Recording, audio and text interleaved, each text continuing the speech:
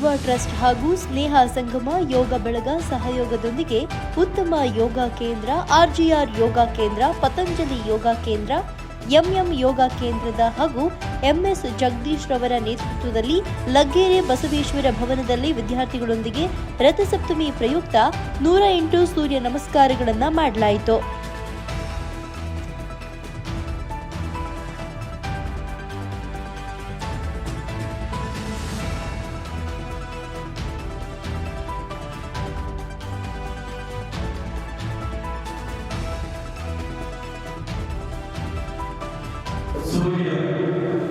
ಸೂರ್ಯ ಎಂದರೆ ಒಂದು ಗಿಡವನ್ನು ಅದರ ಆಹಾರವನ್ನು ಬೇಯಿಸಿಕೊಳ್ಳಬೇಕಾಗುತ್ತದೆ. ಪ್ರತಿಯೊಂದು ಜೀವಸತ್ವಕ್ಕೂ ಸೂರ್ಯನ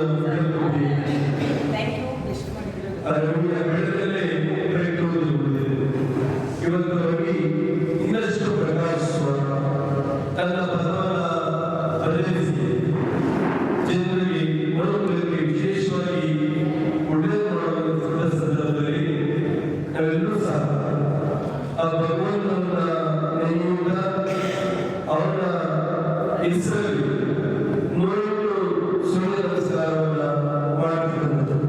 ಇವತ್ತು ಸೂರ್ಯ ಇಲ್ಲಿ ಏನು ನಡೆಯೋದಿಲ್ವೋ, ನೀವು 108 ಸೂರ್ಯ ನಮಸ್ಕಾರ ಮಾಡೋದ್ರಿಂದ ನಮ್ಮ ದೇಹದಲ್ಲಿರುವಂತಹ ಎಲ್ಲ ಭಾಗಗಳು, ಎಲ್ಲ ಜೀವರಾಶಿಗಳು ಒಂದು